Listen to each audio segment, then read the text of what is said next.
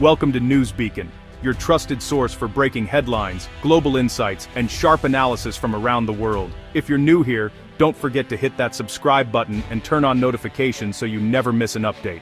In March 2025, the United States stunned Canada and much of the world by announcing permanent 25% tariffs on all imported vehicles and auto parts from its northern neighbor. The news sent shockwaves through boardrooms, factory floors, and government offices on both sides of the border. For decades, the US and Canada had been partners in one of the world's most tightly woven economic relationships, especially in the auto sector. Suddenly, that trust was shattered. This wasn't a minor tweak to trade policy. It was a seismic rupture in North America's economic alliance, targeting the very heart of the integrated US-Canada auto industry. The auto sector, long a symbol of cross-border cooperation, now found itself at the epicenter of a political earthquake. Factories that once operated in harmony now faced uncertainty, and the intricate supply chains that crisscrossed the border were thrown into chaos overnight.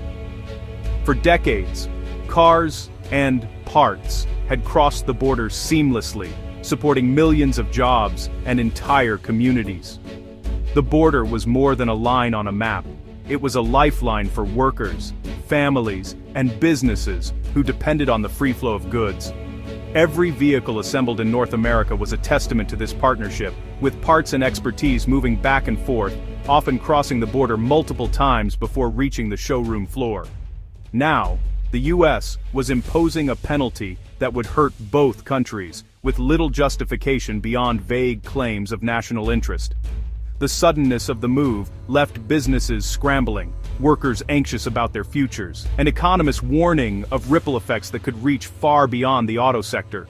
The sense of uncertainty was palpable, as companies tried to calculate the cost and governments searched for answers. The tariffs were declared permanent, signaling a fundamental shift in American policy and a break from decades of stability. This was not a temporary negotiating tactic or a short-term measure. It was a clear message that the old rules no longer applied. The announcement marked the end of an era and the beginning of a new, more uncertain chapter in North American trade. Canadian businesses and policymakers were blindsided, given almost no time to prepare for the April rollout. Executives scrambled to assess the impact, while government officials convened emergency meetings to craft a response. The sense of shock was matched only by the urgency to act, as the reality of the new tariffs began to sink in. The announcement was more than a trade dispute. It was a direct challenge to the alliance itself. Decades of trust and cooperation were suddenly in question, and the diplomatic fallout was immediate. Negotiation tables that once symbolized partnership now stood empty, as both sides braced for a prolonged standoff. Canada faced its most significant foreign policy crisis in a generation, forced to respond to what felt like economic warfare. The government weighed its options, knowing that any response would have far-reaching consequences for jobs, investment, and the broader relationship with its largest trading partner. The world watched, holding its breath as the closest of allies suddenly found themselves on the brink of a new kind of conflict. International markets reacted with volatility, and global leaders expressed concern about the precedent being set for cross-border trade everywhere. The old rules were gone, and the future of the US-Canada relationship was suddenly in doubt. As both nations stood at a crossroads, the world wondered, could this partnership survive, or was this the beginning of a lasting divide? The Trump administration's new policy was brutally simple: a 25% tariff on all Canadian vehicles, followed by the same on auto parts a month later. This hit Ontario's manufacturing core and threatened to unravel the just-in-time supply chains that define North American auto production. Every part crossing the border would be taxed, multiplying costs and chaos for automakers on both sides. The official justification, fighting drug trafficking, was widely dismissed as a pretext for a deeper agenda.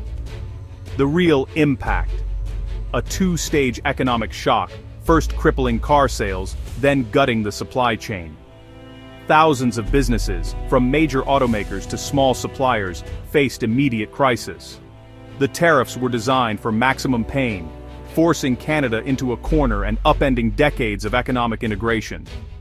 The message was clear: the era of free trade was over. President Trump made no secret of his true aim: using economic pressure to push Canada toward political union with the US. His administration's strategy was bold and unapologetic, leveraging tariffs and trade threats as tools to force Canada's hand. The message was clear. Economic pain would continue until Canada reconsidered its relationship with its powerful neighbor to the south. He openly spoke of Canada as the 51st state, dismissing its sovereignty and referring to its prime minister as a governor. These words weren't just offhand remarks, they were calculated, designed to undermine Canada's sense of nationhood and to send a message to both countries about who was really in charge. This rhetoric turned a trade dispute into an existential threat, challenging Canada's very identity. Canadians, who had long prided themselves on their independence and distinct culture, suddenly found themselves facing the possibility of being absorbed into a larger, more powerful nation. The anxiety was palpable, sparking protests and heated debates across the country. The United Auto Workers Union, led by Sean Fain, surprisingly backed the tariffs, framing them as a way to reclaim American jobs. For many in the labor movement, this was a chance to reverse decades of job losses and bring manufacturing back to American soil, even if it meant straining relations with Canada. But this ignored the reality that thousands of US and Canadian jobs depended on cross-border supply chains. The automotive industry, in particular, was deeply integrated, with parts and vehicles moving back and forth across the border every day. Disrupting this flow risked economic harm on both sides. The administration's narrative was one of dominance, not partnership, and the goal was clear: undermine and weaken Canada's independence. Negotiations became tense, with Canadian leaders fighting to preserve their country's autonomy in the face of mounting pressure. The idea of annexation, once unthinkable, was now part of the public conversation. Political analysts debated the possibility on national television, and ordinary Canadians discussed it in cafes and around dinner tables, wondering what the future might hold. The alliance was being shattered for the sake of a radical political objective.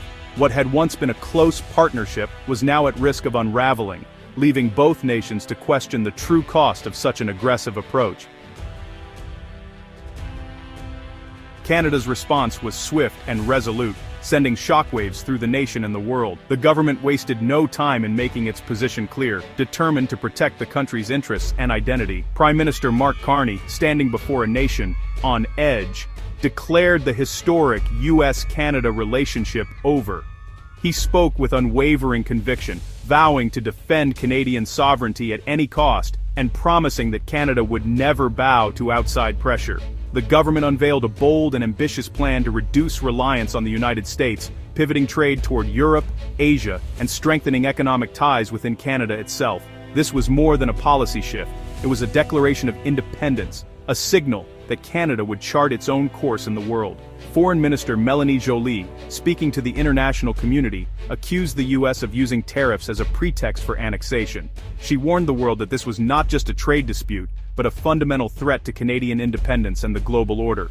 The message from Ottawa was unified and defiant. This was no longer about trade, but about national survival. Politicians from all parties stood together, setting aside differences to defend the country's future. Across the country, Canadians rallied. From city streets to rural towns, people drew a line in the sand, refusing to be bullied or subjugated. The sense of unity was palpable. The conflict had escalated rapidly, transforming from an economic dispute into a fight for the very soul and future of the nation. Families watched anxiously as events unfolded, and the military stood ready. The world took notice as Canada stood its ground, with international leaders and media closely following every development. The stakes had never been higher. The era of quiet partnership was over. This was a new uncertain chapter, and the path ahead would test Canada's resolve like never before.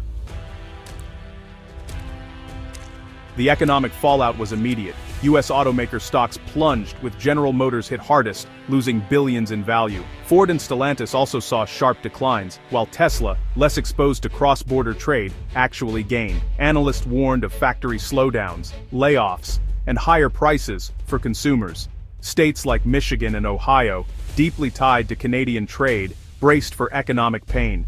Companies faced impossible choices: absorb the tariffs, pass costs to consumers, or consider costly relocations. The industry was paralyzed by uncertainty, as decades of careful supply chain planning unraveled overnight.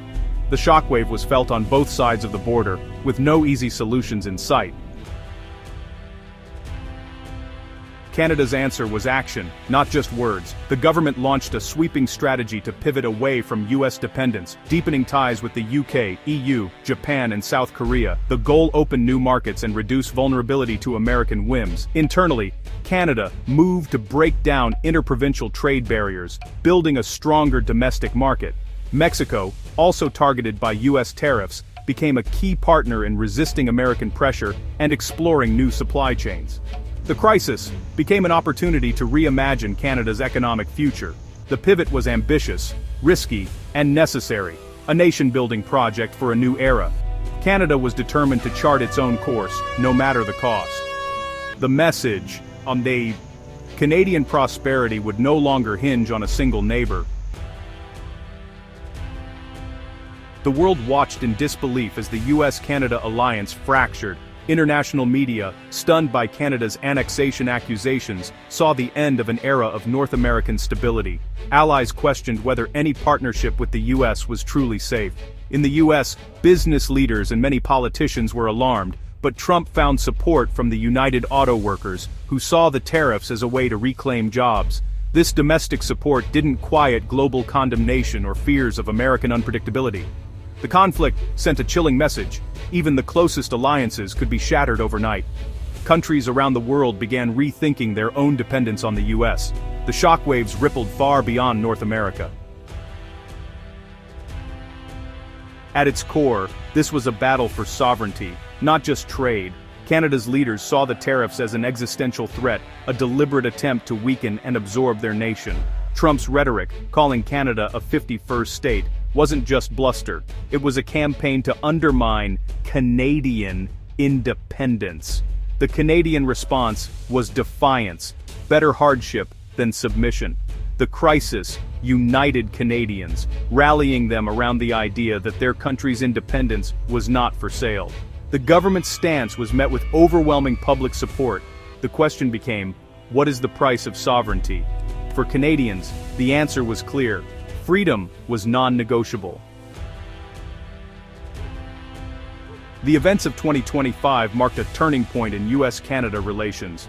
Trust and goodwill built over a century were shattered by tariffs and talk of annexation. The world's longest undefended border became a line of conflict, not friendship.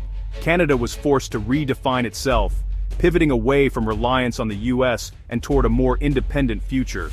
The North American economy, once a model of integration, was fractured, less efficient, more expensive, and less competitive.